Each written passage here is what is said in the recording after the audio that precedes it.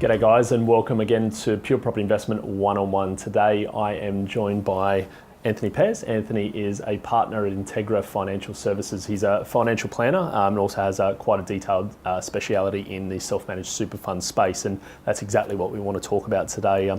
Probably more so following on from some of our previous discussions around self-managed super, things we need to consider from structures to lending amounts you need to keep aside for cash.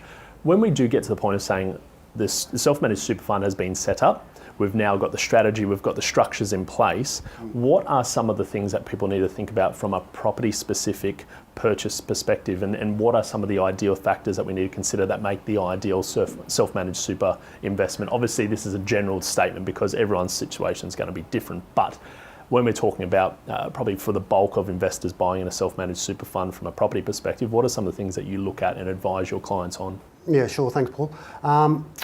First of all, we're not real estate agents or property buyers experts like yourself, so we can provide some general advice. We can't tell the client which property to go buy.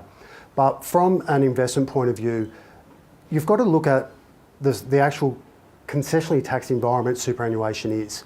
The maximum tax that you're going to pay is 15 cents in the dollar in a super fund, versus you and I can pay up to 50 cents in the dollar.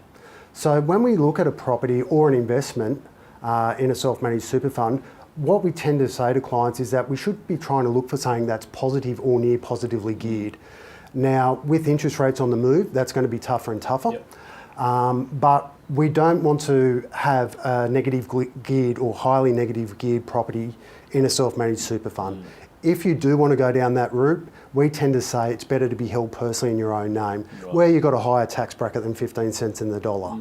Yeah, it's an important factor. I think you touched on the fact that even if you're going down, let's say for instance, a 20 or 30% deposit into that property, you're going to be charged a higher interest rate again as well. So although you might have more cash to put in, you're actually going to be charged more from the holding costs because it's bought in a self-managed super fund perspective or self-managed super fund structure.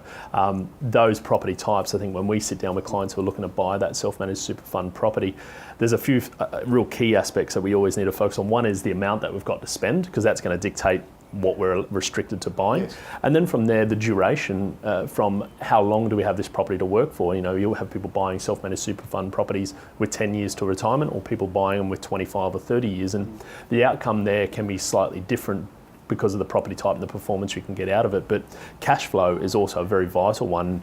If a super fund is hemorrhaging money, and it means you're going to have to top it up more and more. If you're not getting capital growth on that asset, then you're kind of investing in something just to keep it neutral, which is not the ideal scenario. So either A, we want to buy into a property which is going to keep recycling money into the fund, or B, and hopefully the better or the combination of the two, of getting something that's neutrally, if not positively geared, plus is in a well-positioned area that's going to get you that capital growth over the duration.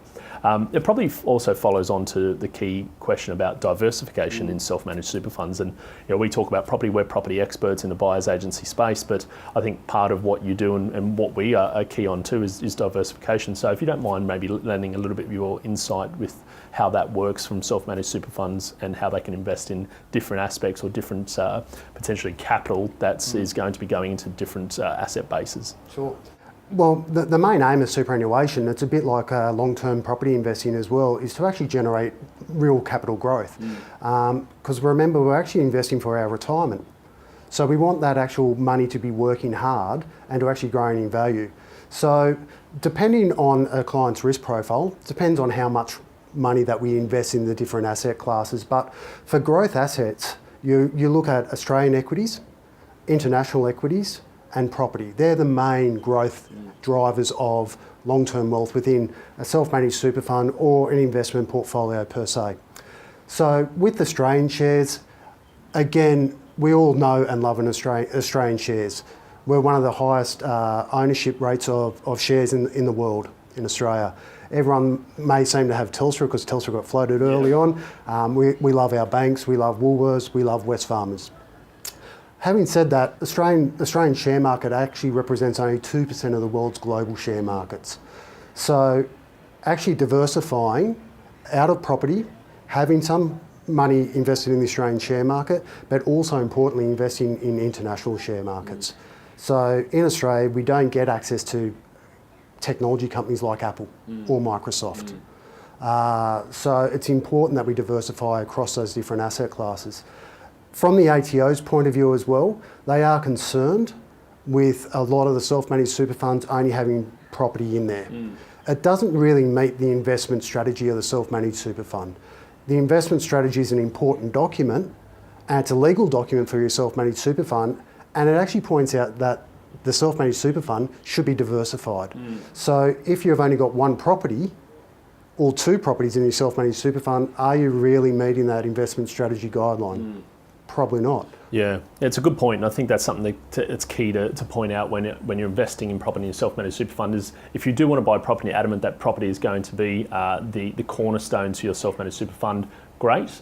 Make sure you have the right strategy in place, but also speaking with someone like yourself, Anthony, who's probably sitting there to say, yes, property will make up a portion of that portfolio and a portion of that strategy, and that's obviously where we come into fold is sourcing and securing the right property accordingly.